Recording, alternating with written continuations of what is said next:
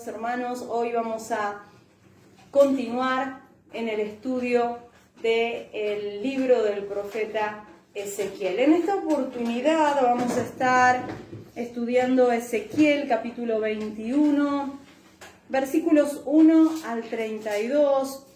La enseñanza trata sobre el juicio futuro, ese juicio que comenzará por la casa de Dios. Así como en el tiempo de Ezequiel, bueno, así también el Señor enjuiciará a todo aquel que es hipócrita, todo aquel que dice ser cristiano, y no lo es, todo aquel que es un falso religioso. El Señor depura a su pueblo por medio de sus juicios, claro que sí. Y por supuesto que los juicios son derramados sobre los malvados, pero también hay entre el pueblo de Dios mucho lobo disfrazado de cordero. Por lo tanto, primeramente el juicio comienza por la casa de Dios. Es algo que vamos a entender a través de esta profecía, ¿sí? Lo importante de las profecías de Ezequiel, bueno, no solamente las de Ezequiel, pero es lo que estamos estudiando en este momento, es el mensaje que nos dejan, hermanos queridos, las advertencias y las promesas. Y justamente este capítulo 21 es muy especial porque el Señor hasta aquí ha estado hablando a través de sus profetas, Jeremías en Jerusalén, Ezequiel y Daniel en el cautiverio de Babilonia, pero ellos no eran los únicos, hermanos, por supuesto que no. También eran contemporáneos a estos profetas, el profeta Sofonías, el profeta Habacuc, el profeta Nahum, el profeta Abdías, todos ellos contemporáneos, todos ellos que participaron en la misma época, ¿sí? Así que a través de ellos, el Señor manifestaba el mensaje de juicio, ¿sí? De ese juicio que vendría sobre Jerusalén. Pero a pesar de todas estas advertencias por medio de sus profetas, lo triste de todo es que no hubo arrepentimiento. Hubo advertencias, sin embargo no hubo arrepentimiento. Qué triste, ¿no?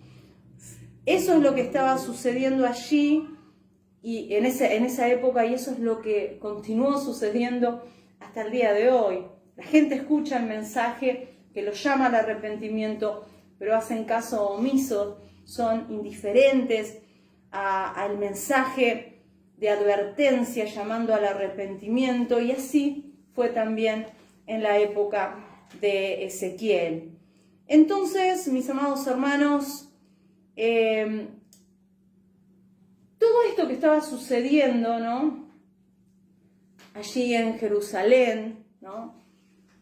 Todas estas profecías que advertían a aquellos que se habían desviado del camino de la verdad y que los llamaba al arrepentimiento, todo esto viene como raíz de que había muchos falsos profetas que estaban profetizando tanto en Jerusalén como en Babilonia. Sobre todo en Jerusalén. ¿Saben por qué? Porque habían algunos falsos profetas en Babilonia, pero los falsos profetas en Babilonia estaban expuestos al peligro. De hecho, nos narra la Escritura en el libro de Jeremías que nos narra la historia de cuando en Babilonia Nabucodonosor apresó a 2 falsos profetas y los quemó a fuego lento como escarnio para que no estuviesen profetizando, porque claro, ellos decían, bueno, vamos a regresar a Jerusalén, vamos a salir de este lugar, el Señor nos va a librar de este rey impío. Y como Nabucodonosor tenía mecha corta, agarró y dijo, a estos 2 me me los cocinan a fuego lento, ¿no? Entonces, ¿qué sucedió? En Jerusalén no estaban los falsos profetas bajo la lupa de Nabucodonosor, así que los falsos profetas se sentían impunes y se multiplicaron, ¿no? Entonces allí sí, con toda libertad decían, nosotros no vamos a seguir siendo yugo, seguir estando bajo el yugo de Nabucodonosor. El Señor dice, estos falsos profetas eran lo que decían, ¿no? Porque lo que Dios decía era todo lo contrario, le decían, sométanse a Nabucodonosor. Porque la realidad es que Nabucodonosor no quería destruir Jerusalén. Nabucodonosor no fue su intención esa, los dejó allí gobernar, ellos tenían paz, ellos tenían prosperidad. Él lo único que pidió era un canon, un impuesto que ellos debían pagar, pero que siguieran. Ellos no estaban mal, lo que sí estaban alejados de Dios, sin la guía de Dios, y fue por eso que cada vez estaban hundiéndose más y más en el error y tomando malas decisiones. Bueno, el orgullo, la soberbia hacía que ellos pensaran que, Dios nos escogió, debemos ser muy buenos, Dios siempre nos defendió, siempre salió a nuestro favor, así que hagamos lo que hagamos, Dios no va a permitir de que su pueblo sea destruido, pero no es así. Dios es amor, Dios es misericordioso, pero Dios también es justo. Y Dios no dará por inocente al malvado. Entonces, es más, hermanos, el pueblo de Israel no fue elegido porque era el mejor de todos los pueblos, porque era el más grande, el más inteligente, el más lindo de todos los pueblos. La Biblia claramente dice de que Dios los escogió siendo ellos el más insignificante de todos los pueblos. No fue por algo que hicieron ellos, fue porque Dios es amor, porque Dios así lo quiso. En su amor dijo, bueno, yo voy a escoger y me voy a glorificar en el más insignificante. Es como a cada uno de nosotros, hermanos. Dios escogió lo débil del mundo, lo necio. Dios escogió aquello que era menospreciado del mundo para glorificarse en nosotros. No somos nosotros, hermanos, los que tenemos un valor intrínseco. Lo que pertenece a nosotros. No, es Dios el que nos da valor a nosotros, ¿sí? Si no tuviésemos a Dios, realmente no somos nada, hermanos. Sin Dios somos nada. Pero bueno, la soberbia lo llevó a esto. Y mientras los falsos profetas estaban diciendo que todo iba a estar bien, que no tenían que arrepentirse de nada, que sigan en el mismo camino en el que estaban, que iban a volver los cautivos de Babilonia, que iba a ser derrotado Nabucodonosor y que iba a devolver hasta los utensilios del templo que se había llevado. Mientras los falsos profetas estaban profiriendo todas esas sartas de mentiras, los profetas de Jehová decían, no, sométanse al rey Nabucodonosor y no van a ser destruidos ni la ciudad, ni el templo, ni los palacios. Sométanse. Pero bueno, aquí estamos en este punto de la historia, nos encontramos en esta situación. Mucha gente escuchando a los falsos profetas y muy poco prestando oídos a los profetas de Jehová. Y venimos estudiando, hermanos, profecías durísimas, fuertísimas. Y el Señor, a varios de sus profetas, los hacía representar estas profecías frente a la gente. Entonces, los profetas de Jehová eran vistos como personas un tanto excéntricas, es decir, un tanto raras, ¿sí? Para la gente, porque el Señor les hacía representar sus profecías. ¿Para qué? ¿Con qué propósito? Para que la gente, ya que estaba tan dispersa, tan indiferente, por lo menos de esta manera, aunque sea, los mirarían para decir, estos están locos, pero de alguna manera tenía que hacer el Señor que esa gente le llamara la atención algo para que en todo momento Dios intenta salvar a la humanidad, hermanos. Pero bueno, lamentablemente Dios nos dio un regalo, ¿no? Que es el poder tomar decisiones.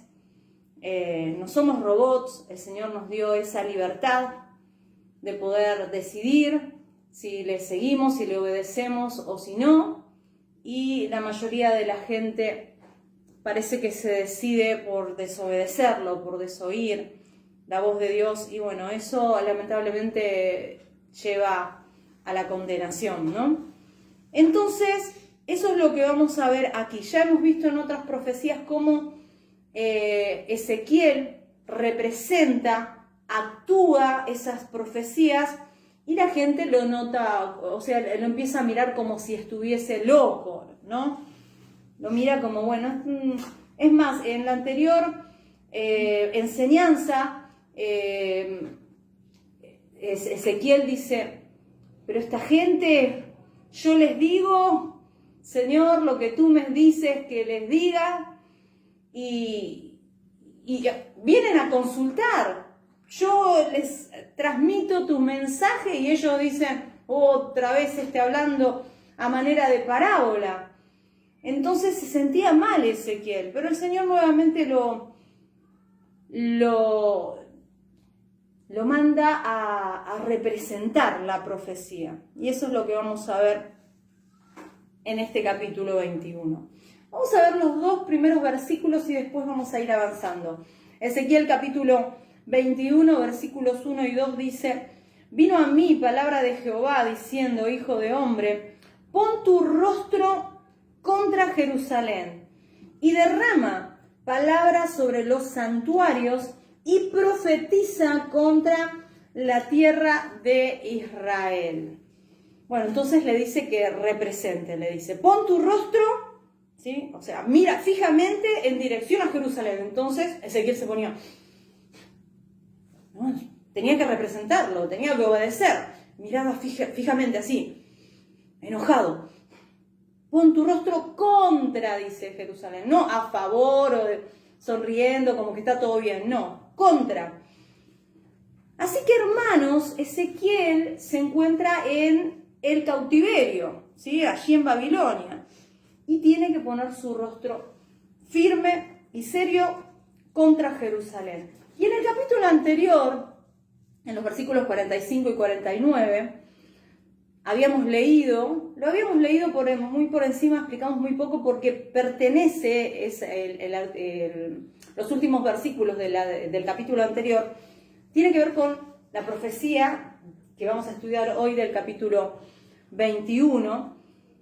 Y dice, vino a mí palabra de Jehová, hijo de hombre, y aquí nuevamente le dice, pon tu rostro sobre el sur. ¿Por qué sobre el sur? Porque dice sobre el sur, sobre el bosque de Negev, porque está refiriéndose a que ponga su rostro en dirección a Jerusalén, porque el desierto de Negev está en el sur de Israel, y allí hay un gran bosque artificial dentro de ese desierto, así que la profecía iba contra Jerusalén. Yo quisiera que la leyéramos nuevamente para que, una refrescadita de nuestra memoria, ¿sí? Para que podamos entender que los últimos versículos del capítulo 20 tienen que ver con esta profecía. Dice así, Ezequiel capítulo 20, versículos 45 al 49. Vino a mí palabra de Jehová diciendo, hijo de hombre, pon tu rostro hacia el sur. Derrama tu palabra hacia la parte austral. Profetiza contra el bosque de Negev, o sea, contra Jerusalén. Y dirás al bosque de Negev, oye la palabra de Jehová. Así ha dicho Jehová el Señor. He aquí que yo enciendo en ti fuego, el cual consumirá en ti todo árbol verde y todo árbol seco. No se apagará la llama de su fuego, y serán quemados en ella todos los rostros desde el sur hasta el norte.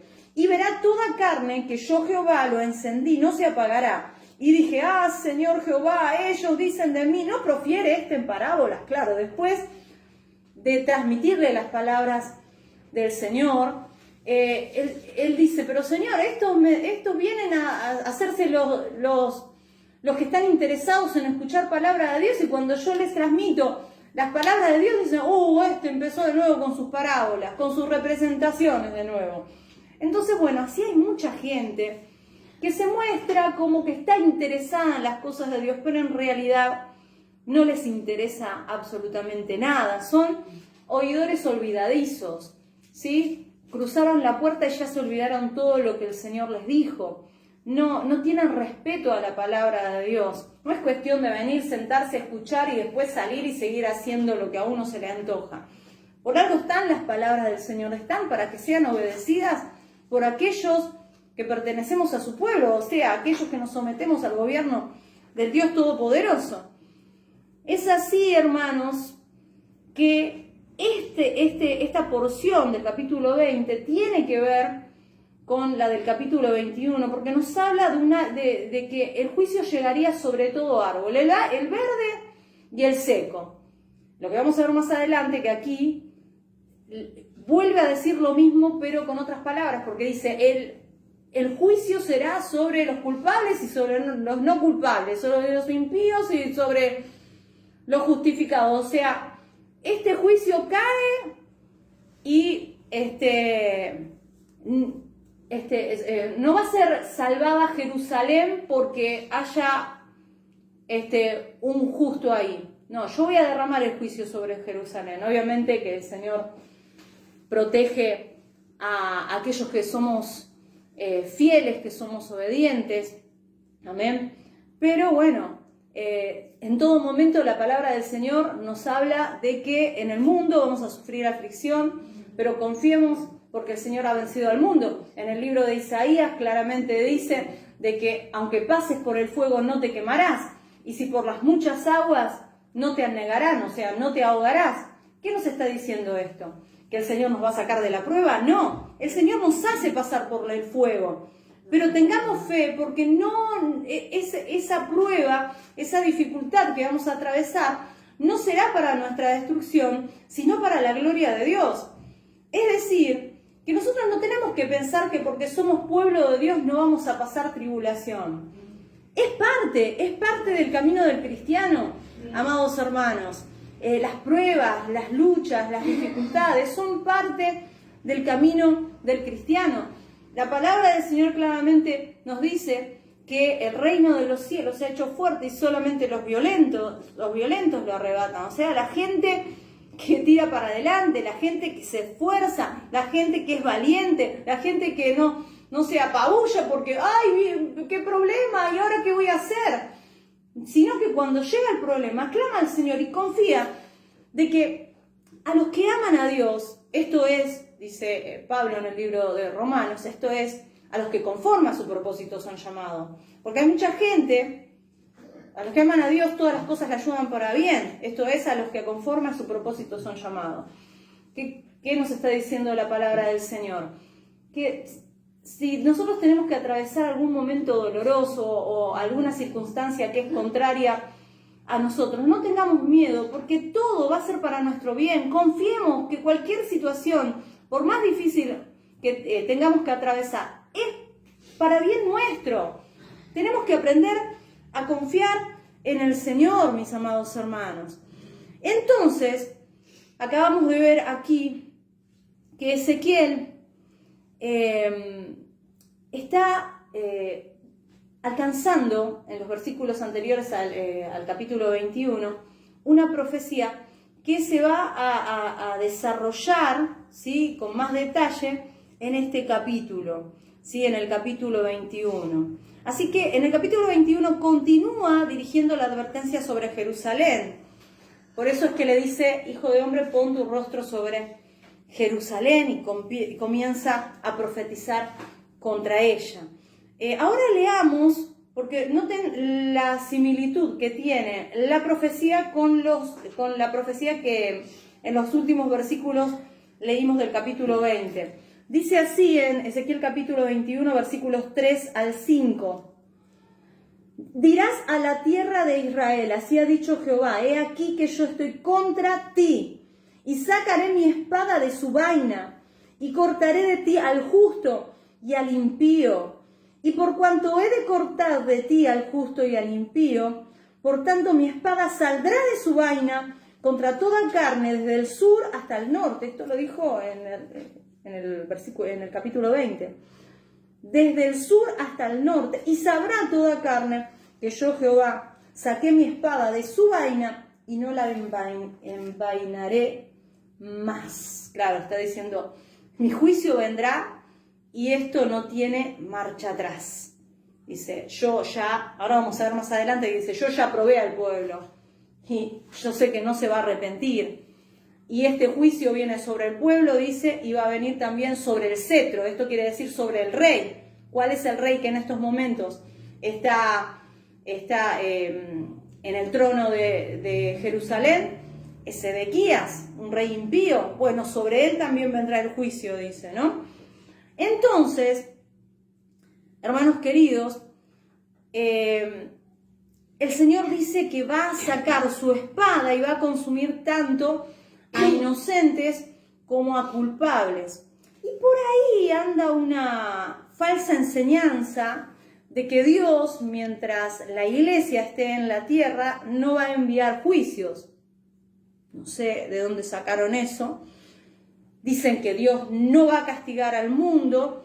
Entonces dicen que la iglesia no va a pasar la gran tribulación. Que antes de que Dios envíe juicios a esta tierra, dicen que la iglesia será quitada por medio de un arrebatamiento secreto, algo que no dice la Biblia en ninguna parte, ya que Dios arrebatará a su pueblo en medio de una gran tribulación. Lo dijo Jesucristo en Mateo 24.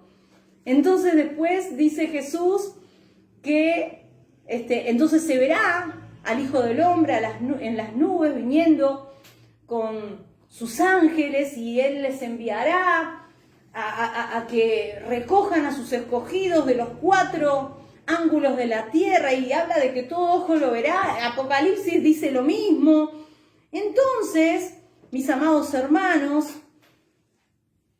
claramente la palabra del Señor nos dice de que el Señor vendrá a buscarnos en medio de una gran tribulación, a los ojos de todo el mundo impío, luego de una serie de juicios parciales que Dios derramará sobre nuestros perseguidores, que son simbolizados estos juicios parciales por medio de toques de trompetas. Esto es algo simbólico, no es algo literal, no es de que se van a escuchar trompetas en el cielo, sino que es algo simbólico. Y entonces, ¿por qué sale esta falsa enseñanza que dice que Dios no enviará juicios? Pero vemos que el Señor envió juicios sobre Jerusalén, y en Jerusalén habían también personas que no se habían desviado del camino de la verdad, que seguían siendo fieles a Dios. La mayoría, por supuesto que no, pero no por eso el Señor dijo, no, voy a detener el juicio, los voy a sacar antes. No. Cuando todo comenzó a suceder, obviamente el Señor protege a los suyos, pero el juicio fue derramado, hermanos. Así que, hermanos, cuando el Señor nos dice en el libro de Mateo que luego de la tribulación de aquellos días, entonces se verá en los cielos la señal, ¿no?, del Hijo del Hombre viniendo en las nubes, y enviará a sus ángeles para que recojan a sus escogidos de los 4 ángulos de la tierra. Cuando dice que, bueno, se van a quedar, se lamentarán, ¿no?, todos aquellos que le traspasaron, todos aquellos que le negaron, lamentarán cuando estamos viendo de un acontecimiento que es totalmente manifiesto, no hay nada secreto en esto, pero al parecer muchos afirman el argumento de que Dios no va a castigar al mundo mientras esté la iglesia aquí. Muchos afirman que la iglesia no pasará la gran tribulación, pero vemos aquí, hermanos, que está enviando Dios juicio sobre la tierra de Jerusalén, aunque allí se encuentran Jeremías, y no solamente Jeremías, sino otros siervos de Dios también. Eso no lo detiene a Dios a castigar a los impíos. hermanos. Que esté la iglesia aquí no va a impedirle a Dios castigar a los impíos. El juicio es sobre los impíos, no sobre sus escogidos, sobre aquellos que somos fieles, sus siervos y siervas. Hermanos, entonces nosotros lo que tenemos que aprender a diferenciar es la tribulación de los juicios. Dios no derrama sus juicios sobre nosotros, sino que el Señor permite la tribulación, porque allí se depura el pueblo, ahí se salen a relucir los buenos y los verdaderos y los falsos, hermanos. Es necesaria la tribulación que nosotros pasemos por el fuego. El Señor nos prueba por medio del fuego. El fuego simboliza prueba, ¿no? Entonces, mis amados hermanos, es muy importante que entendamos que siempre hubo y habrá un remanente fiel, hermanos, y así había también un remanente fiel en Jerusalén. Allí se encontraba Jeremías, allí se encontraban otros siervos de Dios también, hermanos. Y recuerden cuando Jesucristo estaba orando al Padre y dijo: yo no te pido que los saques del mundo, sino que los guardes del mal, porque yo les he dado tu palabra y el mundo los aborrece. El Señor no nos va a quitar de la prueba, sino que nos va a acompañar en medio de ella. No tengamos miedo, hermanos queridos. Así que el reino de los cielos es para valientes, no para cobardes, hermanos. Nuestro Señor dijo: el que quiera salvar su vida la perderá, pero el que pierda su vida por causa de mí la hallará.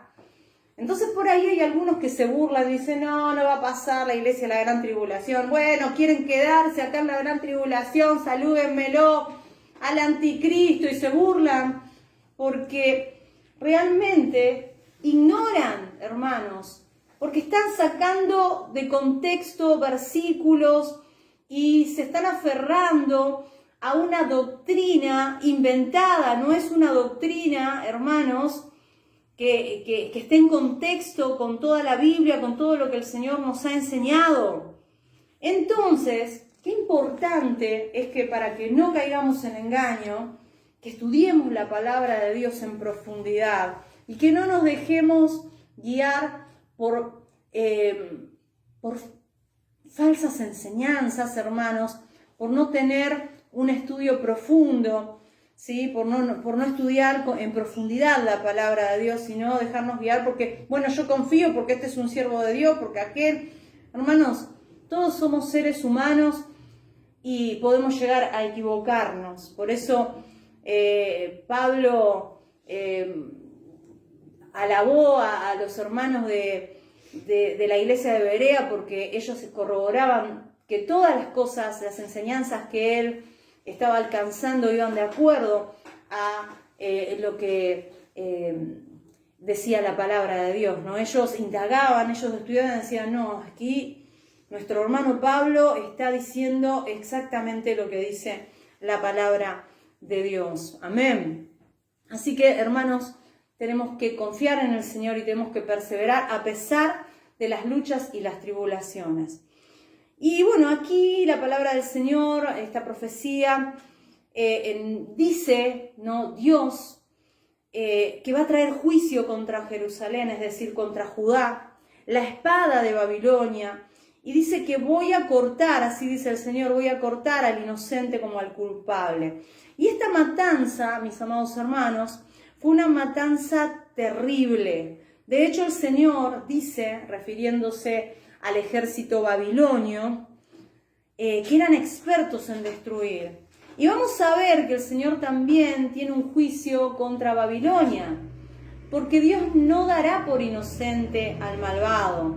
Dios utilizó a Babilonia, ¿sí? Utilizó a Babilonia, un pueblo realmente cruel, impío, para castigar a su pueblo, que estaba comportándose también de manera impía, en sobremanera.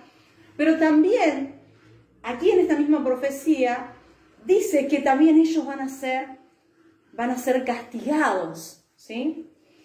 Y Dios utiliza, hermanos, Dios utiliza instrumentos de honra y de deshonra, ¿sí?, para cumplir sus propósitos. Por eso es que utilizó también como vara de castigo a este pueblo impío, como lo fue Babilonia, ¿no? Pero después también fue castigado. Y así también, hermanos queridos, el anticristo también es permitido por Dios para que se levante en persecución contra la iglesia y así depurar a su casa. Porque el juicio, como bien les dije en el inicio de esta enseñanza, comienza por la casa de Dios. Pero al final será destruido el anticristo y todas las naciones con él que se levantaron en persecución contra la iglesia. Y esto es promesa de Dios, como cada una de las promesas que se cumplieron, esta también se cumplirá. Así que Dios utiliza al mismo diablo y a los demonios para hacer su voluntad, pero al final serán castigados. Entonces, eso es lo que tenemos que entender. Bien, imagínense, utilizó a Judas Iscariote para que lo entregara, así que Dios utiliza a vasos de honra y de deshonra. Pero hermanos, que podamos ser vasos de honra utilizados por Dios, porque sabemos de que no es el mismo final, el mismo destino, ¿no? El mismo destino para unos que para otros. Yo no quiero pasar mi eternidad sin Cristo, yo quiero pasar mi eternidad con Cristo. Por eso en este tiempo, en esta corta vida, porque tenemos una corta vida en esta tierra, escuchemos la voz de Dios y dejémonos guiar por Él para que podamos alcanzar la vida eterna que Él ofrece a todo aquel que se arrepiente y se somete a Él. Continuamos leyendo. Ezequiel capítulo 21, versículos 6 y 7, dice así: Y tú, hijo de hombre, gime con quebrantamiento de tus lomos y con amargura, gime delante de los ojos de ellos. Y cuando te dijeren, ¿por qué gimes tú? Dirás, por una noticia que cuando llegue hará que desfallezca todo corazón. Y toda mano se debilitará y se angustiará todo espíritu y toda rodilla será débil como el agua. He aquí que viene y se hará, dice Jehová el Señor. Claro, el Señor le dice que bueno, esto es una de las señales que yo les decía que la gente las veía como excéntricas, como medio raro. ¿Qué está haciendo este hombre? Entonces el Señor le dice, ahora sal afuera, Ezequiel, y comienza a gemir, y comienza a decir, ¡ay, ay, ay! ¡Ay, ay, ay! Y la gente lo va a empezar a mirar, ¿qué le pasa a este loco? ¿Qué le pasa? ¿Por qué gimes? Porque tengo una noticia, dice, pero la noticia es mala. Viene un juicio sobre Jerusalén. No es como dicen los falsos profetas que vamos a volver a Jerusalén y que todo se va a solucionar. No, gimo porque viene una mala noticia. El Señor destruirá a Jerusalén y destruirá al templo. Tremendo, hermanos, tremendo. Él les dice, la noticia es mala, viene destrucción. No es como dicen los falsos profetas, esta nación será destruida. Entonces viene palabra de Jehová nuevamente y en el versículo 8 y 9 dice así: vino a mí palabra de Jehová diciendo, hijo de hombre, profetiza y di, así ha dicho Jehová el Señor, di, la espada está afilada y también pulida, para degollar víctimas está afilada. Pulida está para que relumbre. ¿Hemos de alegrarnos? Al cetro de mi hijo han despreciado como a un palo cualquiera. Claro, hermanos queridos.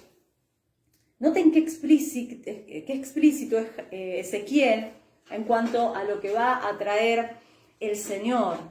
¿Saben que Babilonia era una nación bastante perversa? De hecho, en el libro de Habacuc, la gente no podía creer que Babilonia pudiera destruir a Judá. ¿Por qué no podían creer esto? Porque ellos decían, bueno, nosotros somos malvados, pero estos son peor que nosotros. Entonces yo no creo de que Dios vaya a utilizar a alguien peor que nosotros para castigarnos, porque ellos son peores. Así decían, ¿no? En ese tiempo. Y Habacuc le dice al Señor, Señor, tú me estás dando mucha información, le dice, ¿no? Pero yo no quiero saber nada de esto. ¿Por qué no haces nada, Señor?, le dice Habacuc. ¿Ves toda esta corrupción que hay y no haces nada? Y el Señor le dice, sí que hago, pero lo que voy a hacer no lo vas a entender, no lo van a entender, porque yo voy a castigar a este pueblo malvado con gente más malvada que ellos. Yo voy a traer a Babilonia y los voy a utilizar como arma para castigar a este pueblo, a mi pueblo. Y Habacuc le dice, pero ¿a Babilonia, Señor?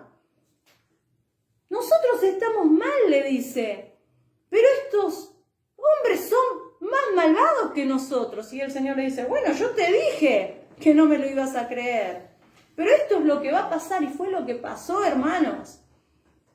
Por eso dice, la espada está afilada y bruñida para juicio. Y el Señor traería este juicio a Jerusalén, ¿no?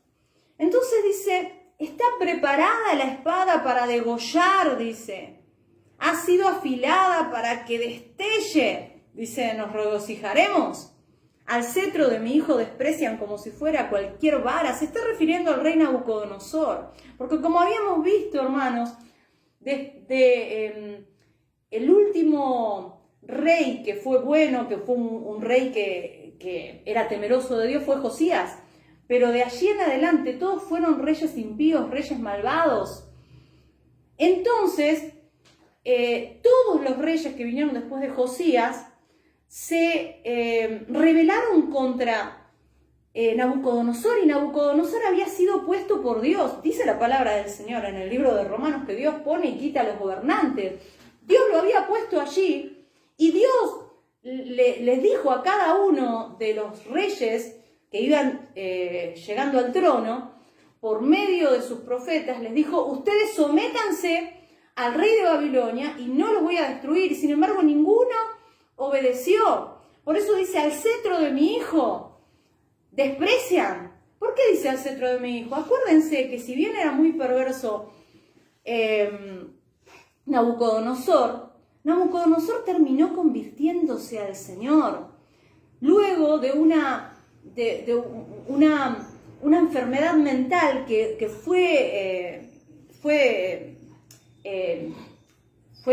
puesta por el mismo Dios, porque él se había rebelado contra Dios y se creía que estaba por encima de Dios.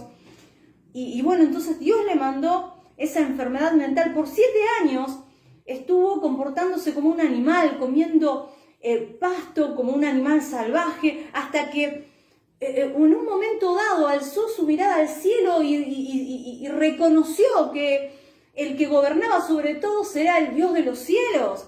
Y él se arrepintió. Es más, en el libro de Daniel, capítulo 4, hay un capítulo que fue escrito exclusivamente por Nabucodonosor, en donde él está predicando, él está diciendo, yo fui un soberbio, a mí Dios me dijo que me tenía que arrepentir, que tenía que reconocer que Él era el Dios Todopoderoso, y yo no hice caso, y entonces me vino una enfermedad. Él reconoce todo, dice, pero ahora yo alabo al Dios de los cielos. Él se convirtió. Por eso él también aquí lo llama hijo. El Señor conoce lo que va a suceder antes de que suceda. El Señor quería que cada uno de los reyes que estaban allí en Jerusalén se sometieran a Babilonia, pero ninguno, a Nabucodonosor, pero ninguno obedecía, sino que escuchaban las voces de los falsos profetas. Entonces, continuando con la lectura en Ezequiel capítulo 21, versículo 12, dice, clama y lamenta, oh hijo de hombre, porque esta será sobre mi pueblo. ¿Esta cuál? La espada. O sea, está hablando de que el juicio caerá. Porque esta será sobre mi pueblo, será ella sobre todos los príncipes de Israel. Caerán ellos a espada juntamente con mi pueblo. Hiere pues tu muslo.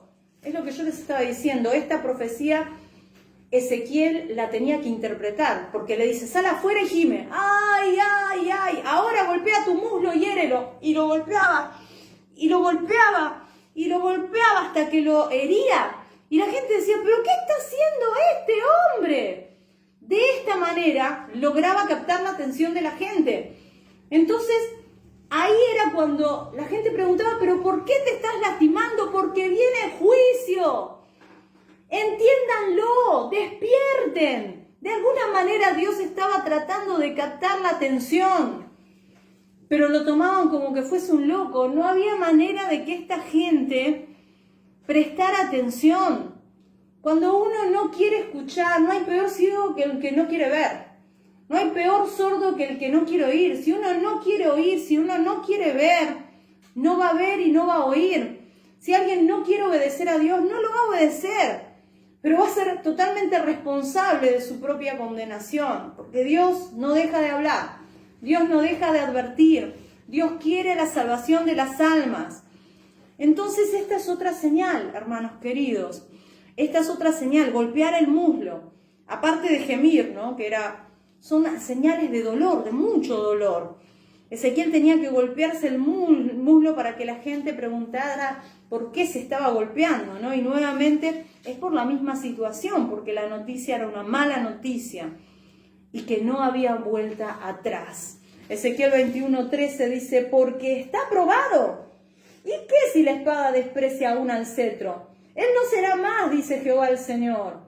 Claro, ¿qué es lo que está diciendo aquí? Está probado. No, yo ya probé al pueblo y yo ya sé que no se va a arrepentir. Entonces no hay marcha atrás, dice Dios. Y dice, ¿y qué? Si yo voy acá, está hablando del cetro, está hablando del rey Sedequías, que era el que estaba en ese momento como gobernador allí en Jerusalén. Y dice, ¿y qué si la espada desprecia aún al cetro? Como dice, no va a ser más, porque fue el último. Sedequías fue el último rey de la dinastía davídica.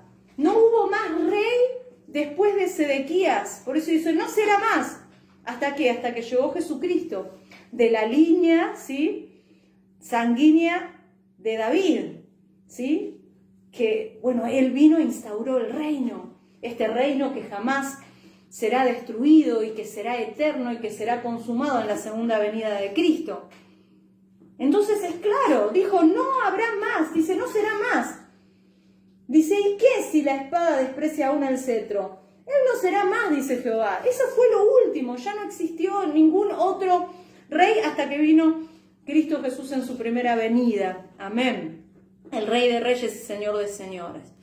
Así que Ezequiel, capítulo 21, versículo 14, dice, tú pues, hijo de hombre, profetiza y bate una mano contra la otra. Duplíquese, triplíquese el furor de la espada homicida. Esta es la espada de la gran matanza que los traspasará. Entonces vemos que el Señor lo hace que haga como una teatralización. Gime, ay, ay, ay, golpéate el muslo.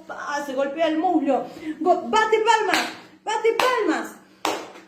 Él estaba, noten, hermanos, la insistencia de Dios a través de sus profetas para que la gente entendiera que si se arrepentía podía ser libre del castigo. Sin embargo, la gente, como ahora, las iglesias en donde predicamos la sana doctrina están casi vacías.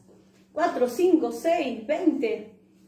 Pero las iglesias que te predican sobre la prosperidad financiera, sobre que vivas reino, sobre que no hacen foco en los sufrimientos, siendo que la palabra del Señor Jesucristo mismo dijo, si quieres ser mi discípulo, toma tu cruz y sígueme cada día. Te está diciendo, tenés que estar dispuesto a padecer, a sufrir. Sin embargo, la gente no quiere sufrir. La gente quiere ir a la iglesia para que le den una palmadita, para que le digan, no, todo está bien, seguí con tu vida. Dios te perdona, puedes hacer todo lo que quieras, te arrodillás, le pedís perdón a Dios. Pero ¿qué creen? ¿Que Dios es un ignorante que se va a dejar que burlar en la cara? El Señor conoce el corazón cuando una persona verdaderamente está arrepentida y cuando no. Cuando está derramando lágrimas porque, no sé, porque escuchó una canción que lo conmovió en ese momento y sale afuera y sigue viviendo la vida que se le antoja. Arrepentimiento no es llorar, arrepentimiento es cambiar. Entonces, si una persona no cambia, si una persona no vive de acuerdo a lo que Dios está estableciendo en la palabra de Dios, entonces no va a poder ser salva. La fe sin obras es muerta. Si nosotros no obramos de acuerdo a la palabra de Dios, no vamos a ser salvos. Entonces hay dos caminos, la salvación o la condenación. No hay un camino intermedio. Tibios dice que Dios nos vomitará de su boca. Bueno, decidámonos. Decidámonos, hermanos. Si estamos dispuestos a caminar en el camino angosto, el camino que nos lleva a la salvación, tenemos que estar dispuestos a sufrir el vituperio de aquellos que quieren seguir el camino de Cristo, las pisadas de Cristo. Sí, nos van a perseguir, se van a burlar de nosotros, no importa. Si es tan corta la vida en este mundo, hoy estamos, mañana no estamos. Aprovechemos el tiempo que tenemos para servir a Dios, para agradarle a Él, para predicar su palabra. Que podamos estar preparados, hermanos, para el momento en donde nos tengamos que encontrar cara a cara con nuestro Dios. Entonces, mis amados hermanos, dice, bate palmas, duplíquese, triplíquese el furor de la espada homicida que los va a acorralar. Y continúa diciendo en Ezequiel capítulo 21, versículos 15 al 17, dice así, para que el corazón desmaye y los estragos se multipliquen en todas las puertas de ellos, he puesto espanto de espada, dispuesta está, para que relumbre y preparada para degollar. Corta a la derecha, hiere a la izquierda, a donde quiera que te vuelvas. Y yo también batiré mi mano contra mi mano y haré reposar mi ira. Yo, Jehová, he hablado. Qué difícil mensaje, hermanos, el que estamos estudiando, ¿no? Pero es palabra de Dios. ¿Para qué el Señor nos está alcanzando estas advertencias? Hermanos, son advertencias para nosotros, hermanos. Nos dice la Escritura, hermanos queridos, que estas cosas han sido escritas para nosotros, para que nosotros aprendamos que viene un día de juicio. Y dice la Escritura que muchos se llenan la boca diciendo el día de Jehová, el día de Jehová. Y en el libro de Amós, capítulo 5, versículo 18, dice, ¿para qué quieren el día de Jehová? Será un día de tinieblas y no de luz. ¿Por qué? Porque hay muchos hermanos que dicen Cristo viene, el día de Jehová, y se llenan la boca diciendo eso, pero son unos hipócritas, porque no viven para Dios, están actuando para que los demás les digan, uy, qué santos que son estos, pero Dios conoce su corazón. Comercializan con el Evangelio, hermanos. Hay gente que quiere las bendiciones, pero no está dispuesto a cumplir las demandas de Dios. No están dispuestos a pagar el precio de serle fiel a Dios. Y todavía se atreven a decir el día de Jehová, Cristo viene. Entonces el Señor les dice, hipócritas. ¿A quiénes? A los que actúan, hermanos. Le dice, no se pongan contentos porque el día del Señor será un día terrible para ustedes. ¿Para quiénes? Para los hipócritas, hermanos. Es que no hay persona, por santa que sea, que no tiembla ante el pensamiento de tener que estar parado delante del Dios Altísimo, hermanos. Hoy en día hay personas que se hacen llamar en esta tierra su santidad, pero veremos el terror en su cara cuando estén delante del Santo, si se atreven a arrogarse ese título de su santidad.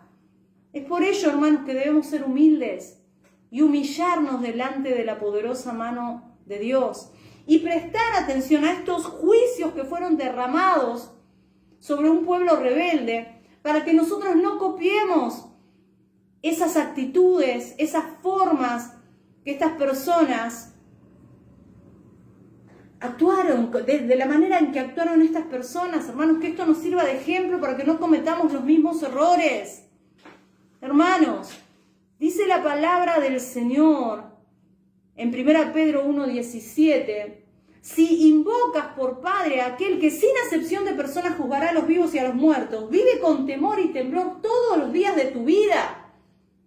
Tenemos que vivir temerosos de Dios, hermanos. Por supuesto que estamos delante del trono de la misericordia de Dios, pero tenemos que vivir con temor y temblor todo el tiempo de nuestra peregrinación. Ezequiel 21, versículos 18 al 21, Dice así: vino mi palabra de Jehová diciendo, tú, hijo de hombre, traza 2 caminos, por donde venga la espada del rey de Babilonia. De una misma tierra salgan ambos, y pon una señal al comienzo de cada camino que indique la ciudad a donde va. El camino señalarás por donde venga la espada de Rabá, de los hijos de Amón, y a Judá sobre Jerusalén, la ciudad fortificada, porque el rey de Babilonia se ha detenido en una encrucijada, al principio de los 2 caminos, para usar de adivinación, ha sacudido las saetas, consultó a sus ídolos, miró el hígado. Claro, yo les vengo diciendo que Ezequiel está teatralizando esta profecía. El Señor le dice, gime. El Señor le dice, golpéate el muslo. Y lo hace. El Señor le dice, mira, con mirada firme y dura hacia Jerusalén. Y él lo hace. Bate palmas y bate palmas. Y ahora le dice, ahora agarra y marca 2 caminos, ¿no? Le dice, marca 2 caminos. Y tú vas a representar al rey de Babilonia, le dice, ¿no? Marca sobre la tierra, agarra algo para marcar sobre la tierra y marca 2 caminos, les dice, ¿no? Y vas a representar a Nabucodonosor. Y Nabucodonosor llega a esos 2 caminos y mira y dice, a ver, ¿a quién voy a atacar primero? ¿A los hijos de Amón o a los de Jerusalén, a Judá? ¿No? Le dice. Y él estaba teatralizando todo eso. No es que se fue a un cruce de los caminos, no, él está teatralizando delante del pueblo. Y entonces le dice, bueno, hay algo que solían hacer en Babilonia, ¿no? Practicando adivinación. Y es lo que le están diciendo aquí que teatralicen. Y lo que utilizaban para hacer adivinación allí en Babilonia, este pueblo pagano, era que primeramente con unas flechas marcaban la derecha y la izquierda, ¿no? Y metían en la aljaba, ¿sí? Que la aljaba es donde van las flechas, 2 flechas, una que decía sur, otro que decía norte o derecha, izquierda, y entonces sacudían, y la primera flecha que salía, entonces decían, ah, bueno, entonces vamos hacia la derecha, vamos hacia la izquierda. Bien, y después también hay otras cosas que utilizaban para consultar a los ídolos, que era que miraban el hígado, como dice aquí, sacrificaban un animal, y de alguna manera al observar el hígado, ellos decían, bueno, vamos para acá o vamos para allá. Era como tirar una moneda y a ver, cara o cruz. Ah, bueno, y así, tipo así era. Entonces le dice, bueno, representa eso. Y le dice, lo que está mostrándole a través de esta teatralización, que Nabucodonosor estaba buscando de alguna manera sobrenatural a quién iba a atacar primero, a los hijos de Amós o a Jerusalén. Y dice que al hacer esta teatralización, le estaba profetizando, estaba diciendo, está haciendo esto y la suerte cayó sobre Jerusalén, ¿no?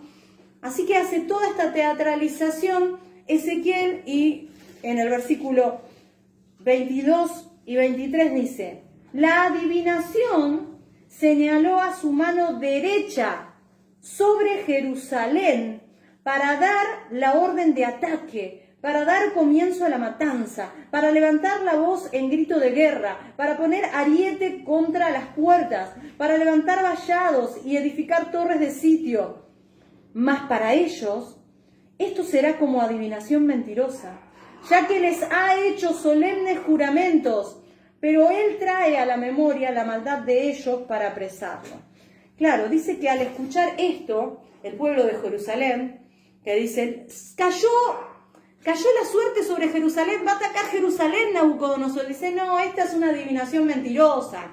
Dice que ellos no le hicieron caso. ¿Por qué? Porque dice que ellos decían, no, si Nabucodonosor juró que no nos iba a atacar.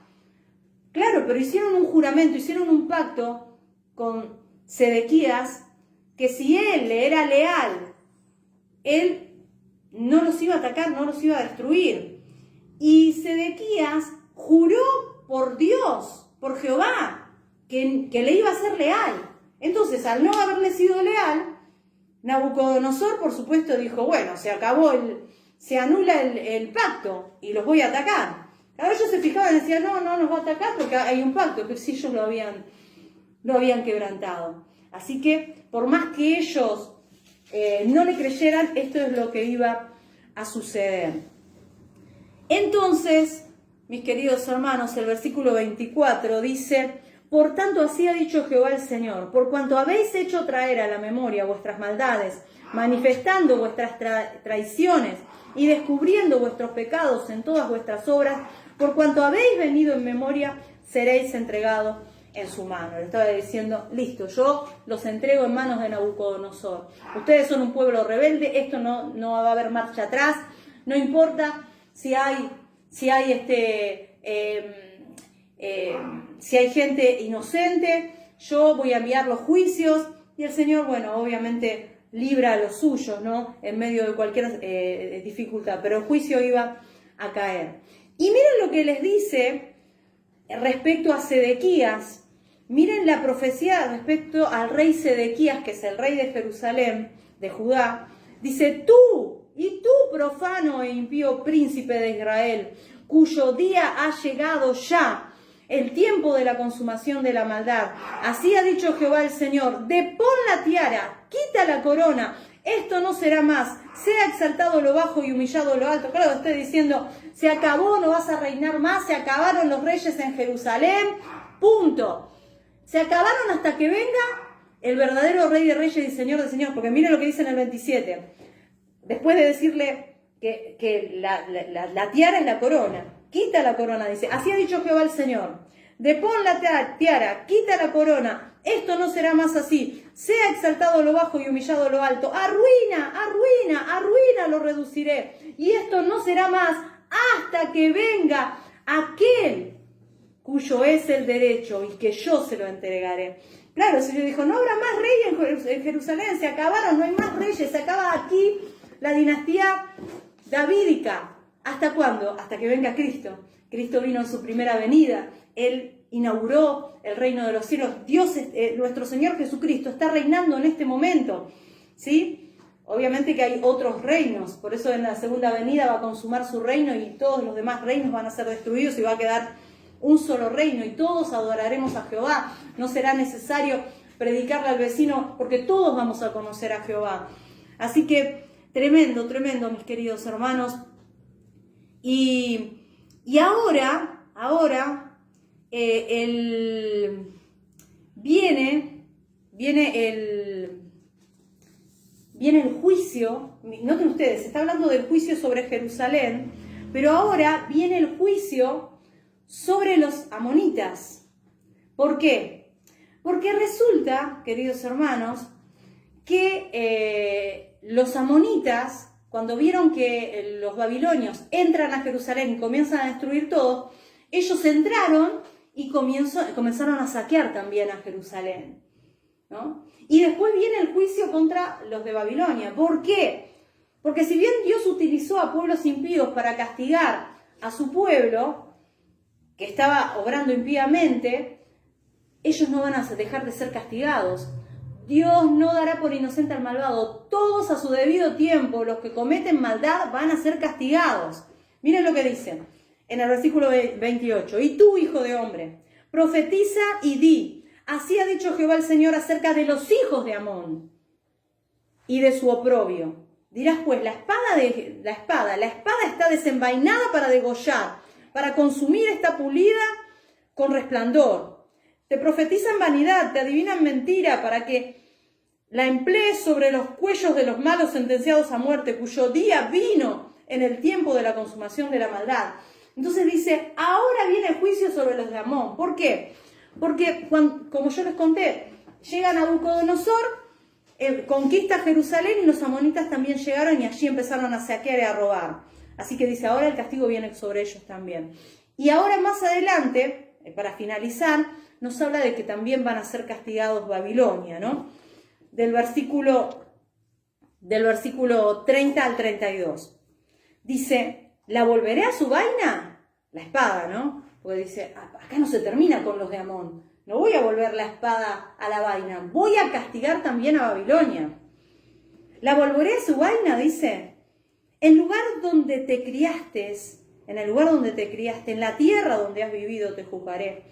Y derramaré sobre ti mi ira, el fuego de mi enojo. Haré encender sobre ti y te entregaré en mano de hombres temerarios, artífices de destrucción. Serás pasto del fuego, se empapará la tierra de tu sangre, no habrá más memoria de ti, porque yo, Jehová, he hablado.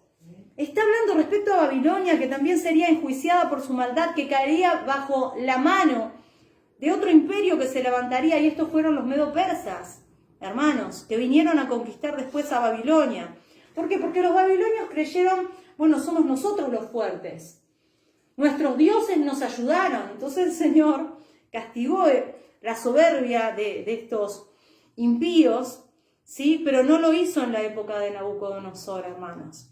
Porque Nabucodonosor, como lo hemos visto en el libro de Daniel, se convirtió al Señor. Él reconoció a Jehová como Dios verdadero. Por eso hay posibilidad de salvación para todos, hasta para el más perverso.